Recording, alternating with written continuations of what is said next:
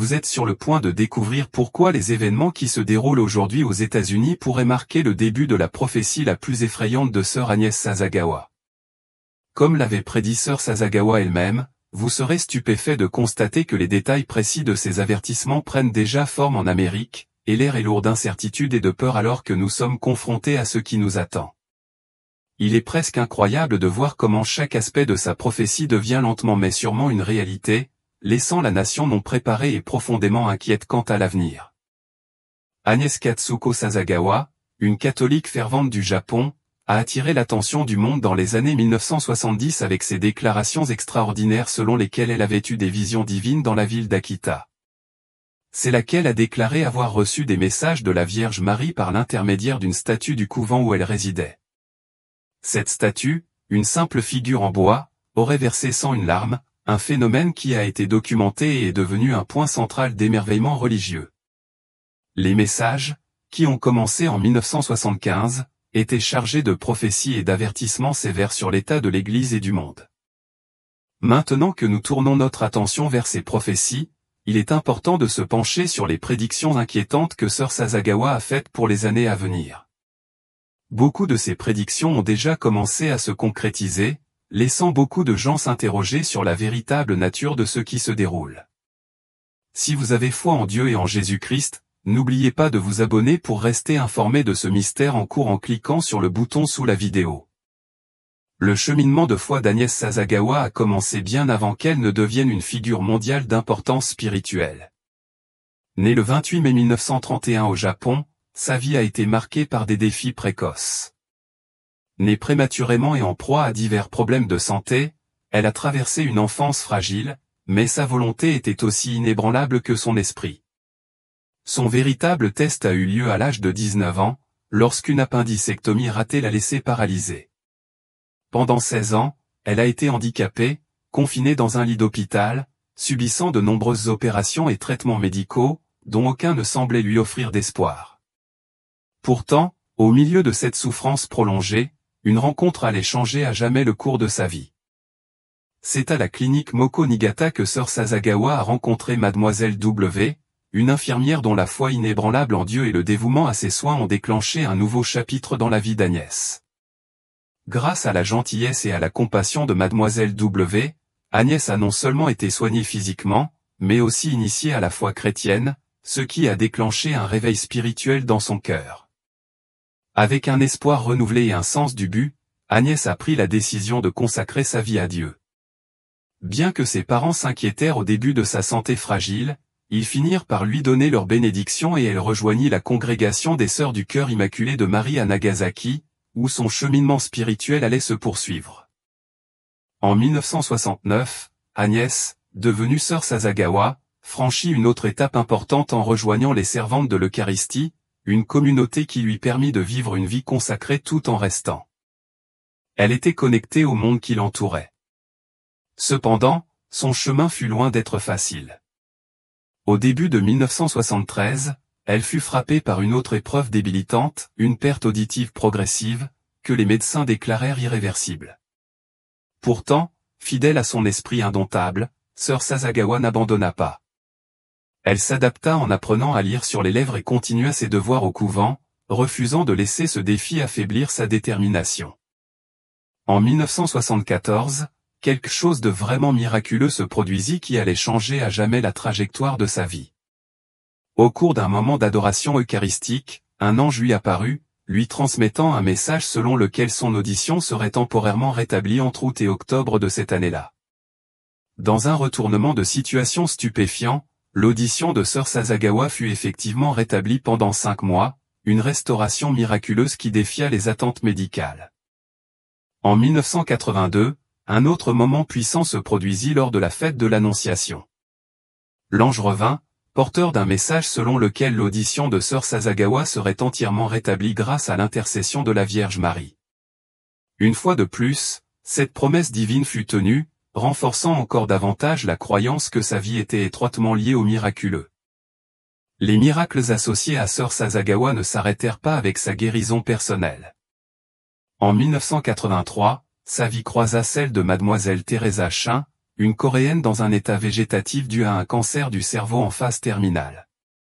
Lorsque des pèlerins coréens visitèrent le couvent, l'intercession miraculeuse de Notre-Dame d'Akita fut créditée du rétablissement complet de Mademoiselle Chin, un rétablissement qui fut confirmé par un examen médical. Le plus étonnant de ces miracles se produisit peut-être en 1973, lorsque la statue de la Vierge Marie du couvent commença à présenter des phénomènes surnaturels. Le 12 juin 1973, Sœur Sasagawa fut témoin d'une mystérieuse lumière émanant du tabernacle, signalant le début d'une série d'événements surnaturels. Le lendemain, la lumière réapparut, cette fois dans une teinte rouge ardente. Ces signes extraordinaires furent interprétés comme annonçant l'apparition imminente de la Vierge Marie. D'autres événements surnaturels se déroulèrent, notamment une vision impressionnante le 28 juin 1973, lorsqu'une nuée d'anges entoura l'autel pendant une méditation silencieuse. Ce jour-là, Sœur Sasagawa reçut de nouvelles prières de son ange gardien, faisant écho au message délivré aux 3 enfants bergers de Fatima en 1916. Ces prières, remplies d'une profonde sagesse spirituelle, faisaient partie du message plus vaste que Sœur Sasagawa avait été chargée de partager avec le monde. L'événement le plus frappant physiquement eut lieu le 28 juin, lorsque Sœur Sasagawa ressentit une douleur intense dans la paume gauche, qui révéla une plaie en forme de croix d'où le sang commença à couler. Ces stigmates ne se limitèrent pas à Sœur Sasagawa, le même jour, la statue de la Vierge Marie commença à saigner de la même manière, renforçant encore davantage le lien entre les messages divins et les événements miraculeux. Les manifestations surnaturelles continuèrent avec encore plus d'intensité dans les mois qui suivirent. Le 3 août 1973, à minuit, Sœur Sasagawa fut réveillée par son ange gardien qui l'exhorta à se préparer au défi qui l'attendait. Le lendemain, alors qu'elle s'approchait de la chapelle, elle sentit une présence malveillante qu'elle interpréta comme une attaque physique du diable qui tentait de l'empêcher d'accomplir sa mission divine. L'un des phénomènes les plus étonnants se produisit le 29 septembre 1973, lorsque la statue de la Vierge Marie, qui avait déjà saigné, se mit à transpirer une substance huileuse et odorante pendant les prières du soir. Le caractère extraordinaire de cet événement était indéniable et les personnes présentes furent émerveillées par les signes divins qui semblaient se dérouler sous leurs yeux. Mais le miracle le plus poignant et le plus chargé d'émotion eut lieu le 4 janvier 1975, lorsque la statue de la Vierge Marie commença à verser de véritables larmes humaines. Cet événement, unique en son genre, fut scientifiquement analysé et confirmé comme un phénomène miraculeux des larmes d'origine indéniable. Les miracles entourant Sœur Sasagawa continuèrent à se propager, atteignant jusqu'en Corée, où la guérison de Mademoiselle Teresa Chin, une femme dans un état végétatif, fut attribuée à l'intercession de Notre-Dame d'Akita. Ce fut une nouvelle confirmation de la puissance et de la portée de ces événements extraordinaires. Les rencontres de Sœur Sasagawa avec la Vierge Marie ont abouti à 3 messages essentiels, qui lui ont été délivrés en 1973, lors de moments de profonde signification spirituelle. Ces messages, tout en offrant espoir et conseil, contenaient également de sévères avertissements sur l'état de l'Église et du monde, nous rappelant avec lucidité les défis à venir. Examinons maintenant ces messages en détail, ainsi que le processus d'enquête qui a suivi. Les messages, qui ont été délivrés dans une simple chapelle d'Akita, au Japon, ont été à la fois une révélation personnelle pour Sœur Sasagawa et un appel divin qui allait avoir un impact durable sur l'Église et ses fidèles dans le monde entier. La première de ces rencontres divines a eu lieu le 6 juillet 1973, lorsque Sœur Sasagawa, alors qu'elle priait dans la chapelle, a vu la statue de la Vierge Marie émettre une lueur surnaturelle. Cet événement a marqué le début de la communication entre la Vierge Marie et Sœur Sasagawa. Le message était clair, Sœur Sasagawa devait se consacrer à la prière, en particulier à la prière des servantes de l'Eucharistie, un appel qui non seulement l'aiderait à guérir mais offrirait également le salut au monde. L'enquête sur ces événements miraculeux ne fut pas immédiate. Il fallut du temps aux autorités ecclésiastiques pour réagir. En 1975, l'évêque John Shirato de Niigata prit connaissance des rapports croissants d'événements surnaturels à Akita. Le Vatican, intrigué mais prudent, conseilla aux autorités locales d'enquêter sur ces allégations. En 1976, une commission fut formée pour étudier les événements, mais ses conclusions ne furent pas concluantes. Malgré l'incertitude, les phénomènes continuèrent, ce qui incita à une enquête plus approfondie, et en 1981, de nouvelles preuves furent rassemblées qui semblaient étayer la nature surnaturelle des événements d'Akita. Alors que nous continuons à démêler la signification des expériences de Sir Sasagawa, il est clair que ces événements miraculeux sont loin d'être isolés. Ils portent en eux des messages puissants pour les fidèles, nous rappelant les défis spirituels auxquels nous sommes confrontés et la nécessité d'une dévotion inébranlable face à l'adversité. Les mystères d'Akita sont encore en cours de révélation et, alors que nous regardons vers l'avenir, il est impossible d'ignorer la profonde pertinence des messages prophétiques de Sir Sasagawa. La doctrine de la foi s'est montrée prudente. Elle n'a pas considéré que les preuves étaient suffisantes pour justifier l'ouverture d'une nouvelle enquête et a donc choisi de ne pas poursuivre l'affaire. Cependant, l'évêque Eto n'était pas du genre à abandonner facilement. En 1982, il a fait valoir que la réponse précédente de la Congrégation pour la doctrine de la foi avait peut-être été influencée par des malentendus. En 1983, il a décidé de rencontrer personnellement les responsables de la Congrégation pour présenter sa position. Sa persévérance a conduit à un résultat significatif en 1984. Après près de 8 ans d'analyse et de réflexion, l'évêque Eto a pris une décision audacieuse. Il a publié une déclaration reconnaissant la nature surnaturelle des événements liés à la statue du couvent et a autorisé la vénération de la Sainte Mère d'État dans son diocèse.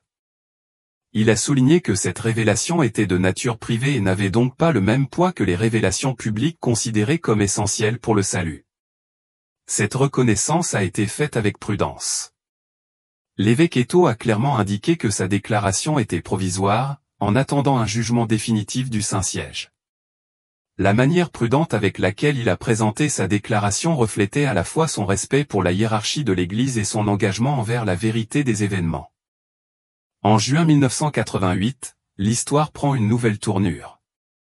Mgr Eto, déjà retraité, rencontre le cardinal Joseph Ratzinger, alors chef de la Congrégation pour la doctrine de la foi. Ce dernier approuve verbalement la lettre que Mgr Eto avait envoyée en 1984, témoignant d'un soutien important mais discret. Le Vatican reste cependant prudent et ne se prononce pas formellement sur l'authenticité des faits. Bien que les apparitions d'État aient été initialement reconnues par le diocèse local, l'affaire continue de susciter de nombreux débats au sein de l'Église catholique. En 1990, un moment décisif se produit lorsque l'archevêque de Tokyo Peter Shiran, qui préside également la conférence des évêques catholiques du Japon, s'exprime sur le sujet lors d'une interview au journal italien 30 Giorni.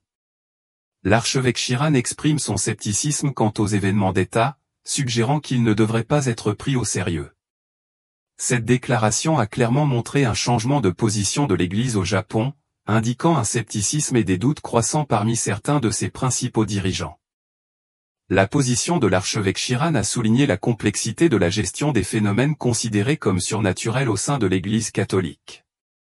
Reconnaître officiellement une apparition ne dépend pas uniquement de la foi, mais nécessite également une analyse théologique et doctrinale rigoureuse.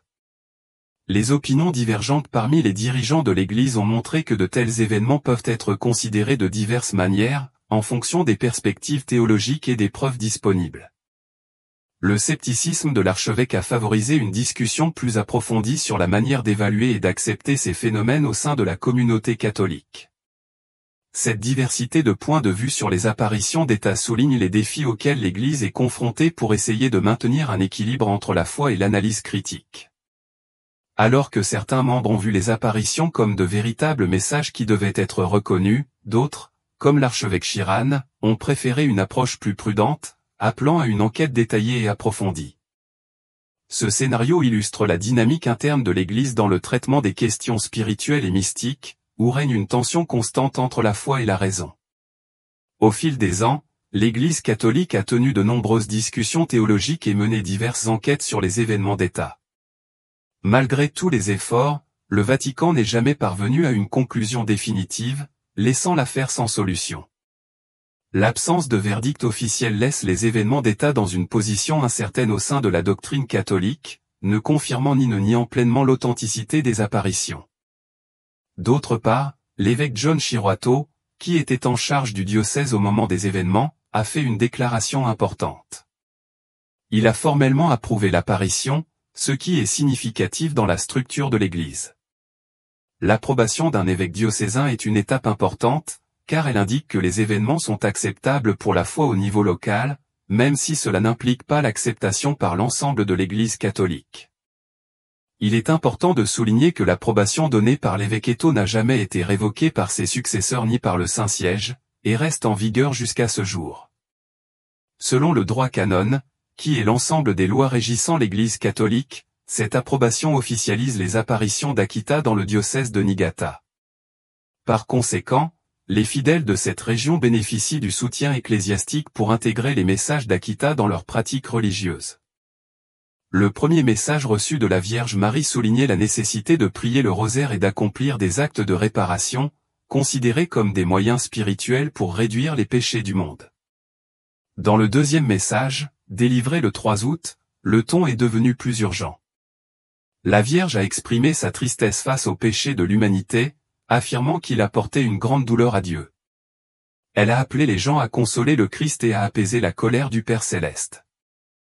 Ce plaidoyer était également un sérieux avertissement. Si les gens ne se repentaient pas, un grand châtiment tomberait sur tous, affectant à la fois les justes et les pécheurs. Sœur Sasagawa fut chargée de transmettre ces avertissements à sa supérieure, en insistant sur la gravité de ce qui était prédit.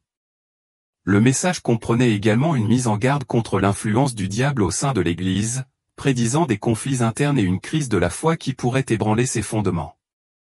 Le 13 octobre, le jour même du miracle du soleil à Fatima, la Vierge Marie délivra son dernier message à Sœur Sasagawa. Ce message était peut-être le plus alarmant de tous, car elle voyait tomber du feu du ciel et un châtiment pire que le déluge. Elle peignit un tableau dévastateur où ceux qui survivraient souhaiteraient être morts. Mais elle apporta aussi une promesse et une solution. Le rosaire et le signe laissé par le Christ seraient les seuls moyens d'affronter les terribles jugements à venir. Une fois de plus, la Vierge Marie souligna l'importance du rosaire, demandant que des prières soient dites pour la protection du pape, des évêques et des prêtres. Des décennies après les apparitions qui ont profondément marqué le paysage spirituel d'État, Sœur Agnès Sasagawa a de nouveau fait la une des journaux internationaux en 2019. Après des années de vie tranquille, elle a reçu un nouveau message qui résonnait avec les crises mondiales et les urgences spirituelles d'aujourd'hui. Un matin d'octobre, une présence divine familière a rendu visite à Sœur Sasagawa. Son ange gardien, qui n'avait pas communiqué avec elle depuis des années, l'a réveillée avec un message qui faisait écho au ton urgent de ses rencontres passées, lui offrant une orientation spirituelle qui reste pertinente à l'heure actuelle. Le message de l'ange, bien que simple, a une signification profonde, couvrez-vous de cendres et priez un rosaire réparateur chaque jour. Soyez comme un enfant et faites des sacrifices chaque jour. Lorsque ce message a été annoncé pour la première fois par une station de radio catholique du Massachusetts, il a eu un impact profond au sein de la communauté catholique et au-delà. Beaucoup se sont vus rappeler le besoin constant de repentir et d'humilité. Le choix des mots fait référence à d'anciennes traditions de pénitence et de renouveau spirituel. Se couvrir de cendres est un symbole biblique représentant le deuil et le repentir, un acte de tristesse pour les péchés et une demande de miséricorde divine. Le conseil de devenir comme un enfant fait écho aux enseignements du Christ, où il a estimé que la pureté du cœur et l'humilité étaient des qualités fondamentales pour entrer dans le royaume des cieux. Ces éléments soulignent l'urgence de revenir au fondement de la foi, simplicité, pureté et dévotion authentique. L'orientation vers la prière quotidienne d'un rosaire réparateur souligne l'importance de la prière d'intercession, un thème récurrent dans la vie de Sœur Sasagawa. L'habitude de prier le rosaire tous les jours est plus qu'une simple routine, elle est considérée comme un puissant outil spirituel pour combattre les maux actuels tels que les guerres, les maladies et la dégradation morale de la société. Cette révélation de 2019 peut être interprétée à la lumière des récents événements mondiaux tels que le conflit en cours en Ukraine, les tensions au Moyen-Orient et la pandémie mondiale qui a entraîné de nombreux défis. Ces situations ont provoqué des souffrances généralisées et suscité une réflexion spirituelle et morale dans le monde entier. De plus, les catastrophes naturelles, qui semblent se produire avec une fréquence et une intensité accrues, soulignent le besoin urgent d'une réponse spirituelle. Le message de Sœur Sasagawa invite les fidèles à regarder au-delà du monde matériel et à réfléchir aux conséquences spirituelles de ces crises. L'appel au sacrifice quotidien suggère que chaque individu a un rôle à jouer dans le rétablissement spirituel du monde, que ce soit par des prières ou des actes personnels de sacrifice. L'importance des petits actes de bonté et du sacrifice quotidien est soulignée, montrant que même dans un monde qui valorise les grands événements et les gestes éclatants, ce sont les actions simples qui font vraiment la différence. Ces actes de charité et de sacrifice personnel sont essentiels dans la vie chrétienne, même s'ils sont souvent éclipsés par des événements plus marquants. Les nouvelles révélations d'État ont été interprétées de différentes manières. Certains y voient un avertissement prophétique, tandis que d'autres les voient comme un appel à réaffirmer les engagements fondamentaux de la vie chrétienne. Le 6 juillet 2024, le 50e anniversaire des premières apparitions d'État a été célébré, rappelant au monde la nécessité de la pénitence et de la prière, ce qui a suscité une inquiétude mondiale. Cependant, une récente prédiction de Sœur Sasagawa pour les mois à venir a pris tout le monde par surprise. Même alors qu'elle vivait recluse dans un couvent tranquille au Japon, les nouvelles paroles de la sœur, aujourd'hui âgée de 93 ans, ont résonné à travers les continents, provoquant une agitation importante. Connue pour avoir délivré des messages divins à État, la dernière révélation de Sœur Sasagawa a apporté un sentiment d'urgence au monde entier. Ce nouveau message a été reçu à la veille du 50e anniversaire des apparitions d'État. Cette fois, son ange gardien, qui lui avait auparavant transmis des messages célestes, lui a apporté une nouvelle prophétie. La vision de Sœur Sasagawa ne se limitait pas à un réveil spirituel ou à de petits changements dans la manière de pratiquer la foi. Elle mettait plutôt en garde contre des événements catastrophiques à grande échelle. Elle prévoyait des catastrophes naturelles, des crises sociales et des effondrements spirituels imminents, affirmant que ceci serait pire que tous les défis auxquels l'humanité ait jamais été confrontée si les instructions de la Vierge Marie n'étaient pas suivies. Pourquoi cette urgence ? Selon le message, le monde se trouve à un tournant critique. Les décisions prises aujourd'hui, tant dans la prière que dans l'action, détermineront si nous pouvons éviter ces catastrophes ou si une série d'interventions divines se produira pour corriger le chemin spirituel de l'humanité. Sœur Sasagawa a décrit un avenir alarmant, un changement climatique grave, des crises politiques dégénérant en conflits inattendus et une rupture évidente des relations humaines. Dans les mois à venir, un réveil se produira, qui pourra être perçu de deux manières, comme une reconnaissance douloureuse des conséquences des péchés de l'humanité, ou comme une renaissance spirituelle si l'appel à la pénitence est entendu. La réaction à la prophétie a été variée, atteignant un public mondial diversifié. Alors que les sceptiques considéraient le message comme un autre signe de ferveur apocalyptique, considéré comme dépassé à l'époque moderne, de nombreux croyants et chefs religieux du monde entier ont répondu à l'appel de Sœur Sasagawa. Ils ont organisé des veillées de prière et des récitations du rosaire en réponse. La crédibilité de ces messages précédents, qui au fil du temps ont gagné le respect plutôt que le scepticisme, a renforcé la foi de beaucoup qui ont commencé à voir ces prédictions comme un avertissement sérieux méritant attention et réflexion. Les messages de Notre-Dame d'État, transmis par Sœur Agnès Sasagawa, mettent en garde l'humanité sur l'importance du repentir, de la conversion et de la prière. Ils mettent en garde contre les châtiments sévères à venir si les gens ne changent pas leurs habitudes, notamment les guerres, les catastrophes naturelles et l'angoisse spirituelle. Prophétie numéro 10, le début de grandes calamités en l'absence de repentir.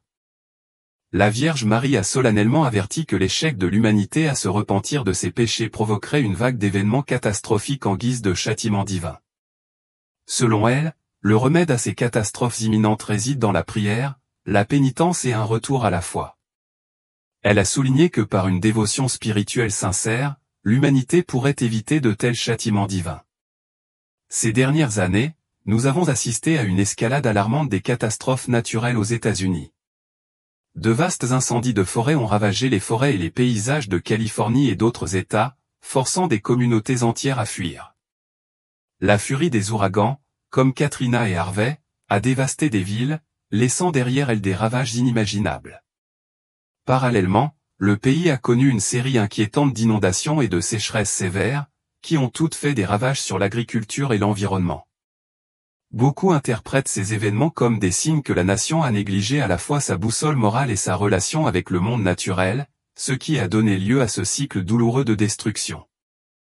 Prophétie numéro 9, les conséquences d'une perte de foi aux troubles et divisions. Notre-Dame d'État a prédit une époque où l'érosion de la foi entraînerait une division généralisée, à la fois au sein des familles et entre les nations. Elle a averti que l'abandon progressif des valeurs spirituelles entraînerait des conflits, brisant les liens d'unité et de paix. Aujourd'hui, cette prophétie semble plus pertinente que jamais, en particulier dans le contexte des États-Unis, où une profonde polarisation politique et sociale a divisé la population. La montée des factions idéologiques a amplifié les tensions sociales, favorisant un environnement où la méfiance, les conflits et même la violence sont devenus omniprésents.